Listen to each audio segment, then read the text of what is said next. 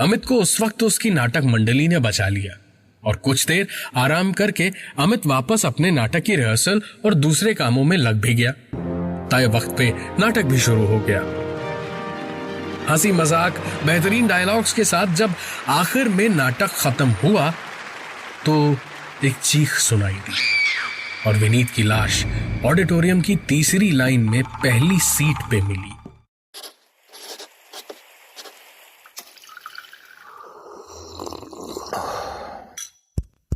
Fever Stories।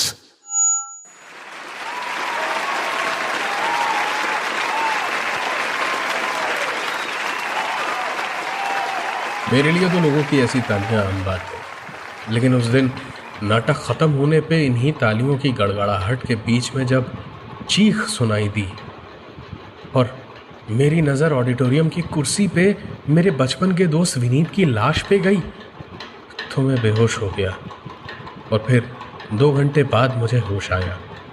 मैं तो नाटक में बैकस्टेज था, दौड़ भाग में लगा हुआ था। मैं कैसे विनीत को मार सकता हूँ? और अगर मैंने नाटक के बीच में आकर उसे मारा होता भी तो भरे ऑडिटोरियम में किसी ने देखा तो होता ना। अरे आप मेरी बात का विश्वास कीजिए सर, मैंने कुछ नहीं किया। ये मेरा एक ही दोस्त था सर, मैं उसे क्यों मारूंगा? अमित अपनी यही बात बार बार पुलिस को बोले चला जा रहा था, लेकिन पुलिस ये मानने को तैयार ही नहीं थी, क्योंकि उसी सुबह विनीत और अमित में झगड़ा हुआ था और दोनों ने एक दूसरे को मारने की धमकी दी थी, वो भी सबके सामने। वजह कोई नहीं जानता। अमित की फाइनल रिहर्सल चल रही थी और विनीत ने अचानक आकर अमित को पीटना शुरू कर दिया और बस गालियां दिए चला जा रहा था, पागलों की तरह उसे मारे चले जा रहा था। लेकिन अगर उस वक्त अमित के साथियों ने दोनों को छुड़ाया ना होता तो शायद नाटक आज हो ही नहीं पाता। खैर, अमित को उस वक्त उसकी नाटक मंडली ने बचा लिया और कुछ देर आराम करके अमित वापस अपने नाटक की रिहर्सल और दूसरे कामों में लग भी गया। तय वक्त पे नाटक भी शुरू हो गया। हंसी मजाक बेहतरीन डायलॉग्स के साथ जब आखिर में नाटक खत्म हुआ तो एक चीख सुनाई दी और विनीत की लाश ऑडिटोरियम की तीसरी लाइन में पहली सीट पे मिली। किसी ने भी अंधेरे में विनीत के पास किसी को आते या विनीत को निकलते नहीं देखा था, और अगर देखा भी होता तो बिना जाने पहचाने कौन भला याद रखता।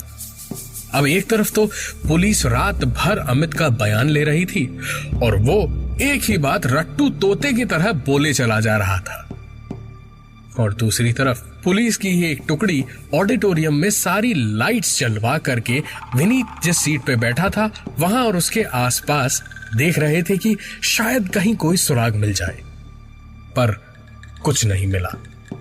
इसी बीच अमित की मंडली में जितने लोग थे उन सबको पकड़ के बिठाया गया, पूछताछ हुई, लेकिन किसी से कुछ ठोस पता नहीं चला।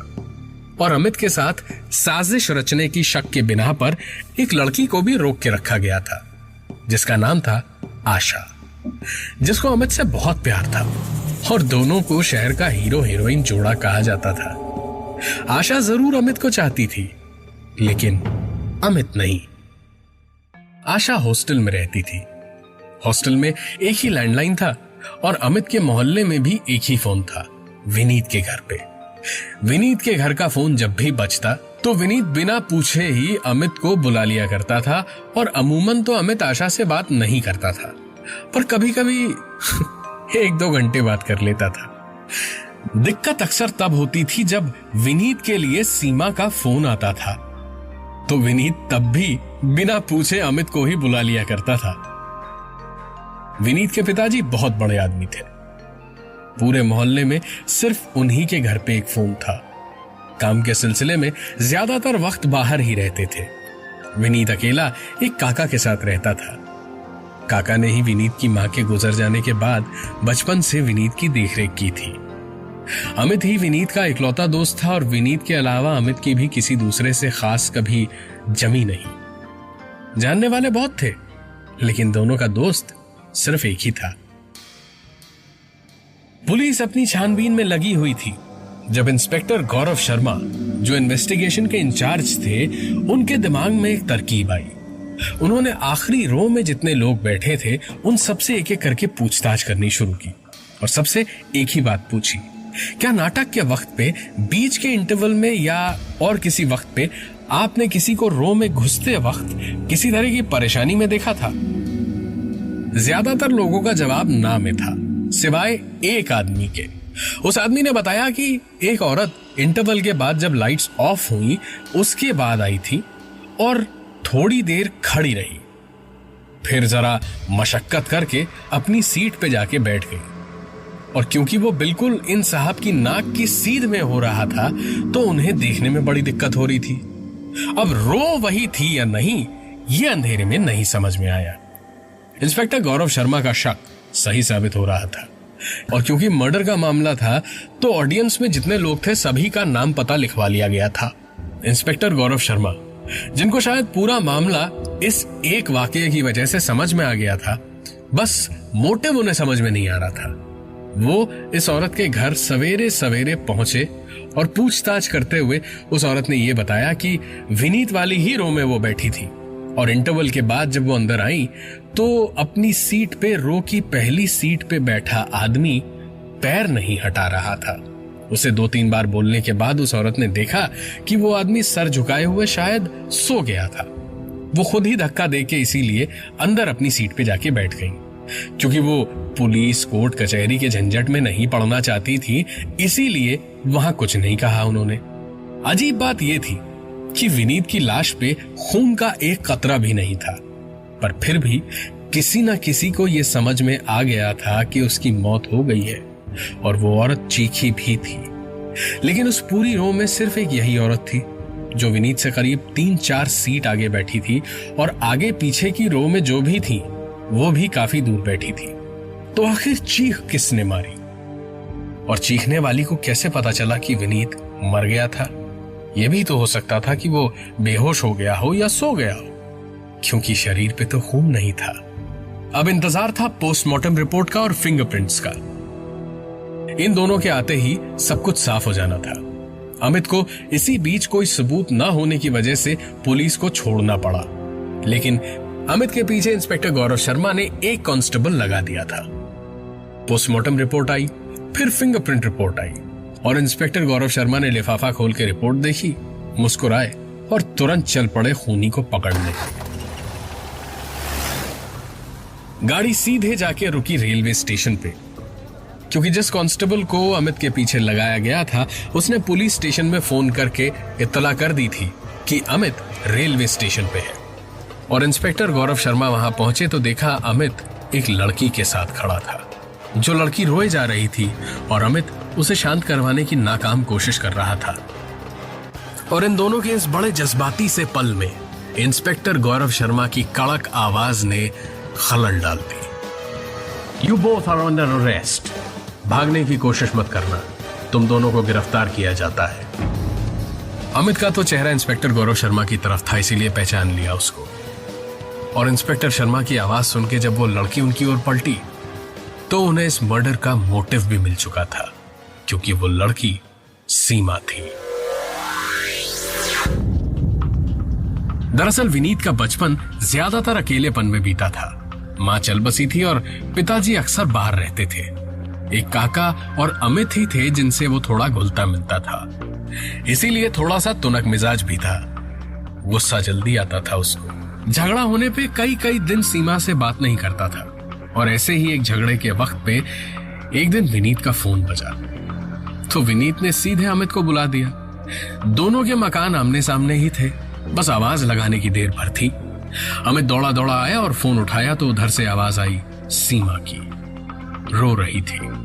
पहले तो अमित ने उसे चुप करवाया और फिर विनीत को बुलाने की कोशिश की, लेकिन सीमा ने उसे रोक दिया। उसके बाद से अक्सर ऐसा होने लगा कि फोन सीमा करती थी और विनीत आशा का फोन समझ के रिसीवर उठाए बिना ही अमित को बुला लेता था। सीमा और अमित में दोस्ती हुई तो अमित को असलियत पता चल गई कि विनीत को न सिर्फ गुस्सा बहुत आसानी से आता था, बल्कि वो हाथ पे उठा दिया करता था सीमा पे।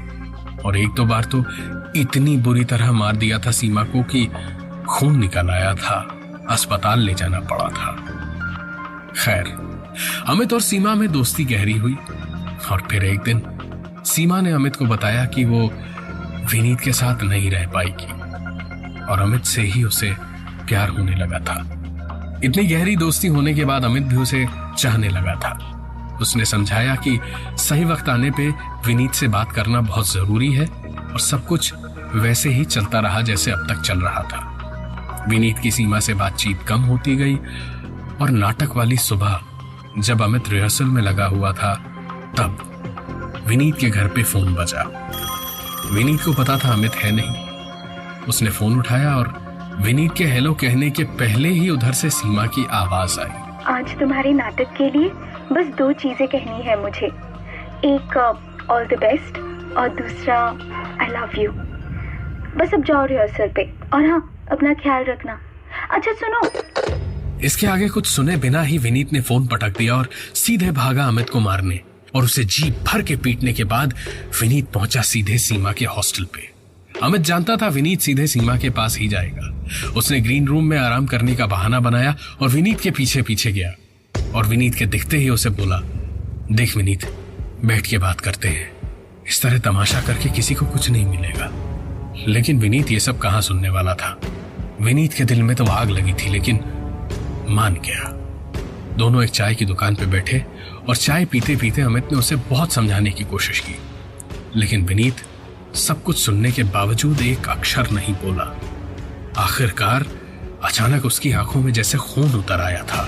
लाल लाल आंखों में उसे जैसे ही सीमा दिखाई दी तो विनीत सड़क पे ही उसे बुरा भला कहते हुए चिल्ला पड़ा। उसकी तरफ भागा उसे मारने। सीमा अमित का हाल देखकर समझ चुकी थी कि विनीत सब जानता है और अब मौका पाते ही उसे फिर जानवरों की तरह मारेगा और सीमा को यह मंजूर नहीं था। बायोलॉजी की स्टूडेंट थी। कई मेढक और चूहे काटे थे उसने। कॉलेज से ही लौट रही थी। डायसेक्शन बॉक्स और सिरिंज उसके बैग में ही रखे थे। उसने बखेड़ा खड़ा नहीं किया, सीधे अमित की ऑडिटोरियम की ओर चलती चली गई। पीछे पीछे विनीत भी बुरा भला कहता हुआ उसके पीछे आता रहा और जैसे ही ऑडिटोरियम के पीछे सुनसान जगह मिली, सीमा ने सिरिंज निकाली, उसे खींच के उसमें हवा भरी और हवा भरी हुई वही सिरिंज सीधे विनीत की गर्दन में घोंप के पूरी हवा उसकी नसों में छोड़ दी और वहां से दौड़ के छुपने के लिए ऑडिटोरियम के अंदर भागी। विनीत कुछ देर तक तो ठीक था, फिर अचानक हांफता हुआ अपने सीने पे हाथ रख के गिर पड़ा। उसे पसीना आ रहा था।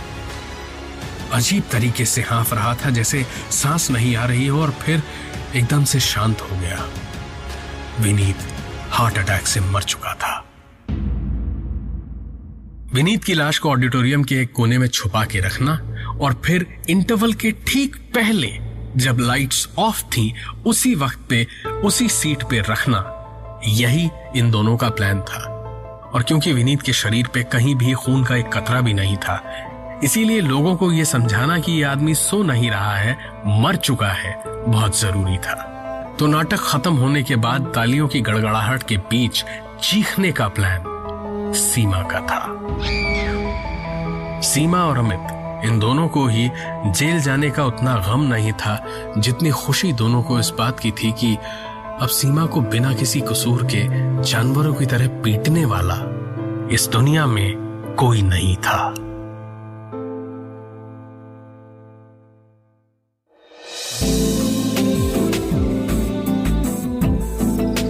आप सुन रहे थे एक अधूरी कहानी वाला देव के साथ, प्रेजेंटेड बाय फीवर नेटवर्क। ऐसी और कहानियाँ सुनने के लिए सब्सक्राइब करिए फीवर स्टोरीज, कहानियाँ ऐसी जो दिखाई दें। ऐसी और कहानियाँ सुनने के लिए सब्सक्राइब करिए फीवर स्टोरीज, कहानियाँ ऐसी जो दिखाई दें।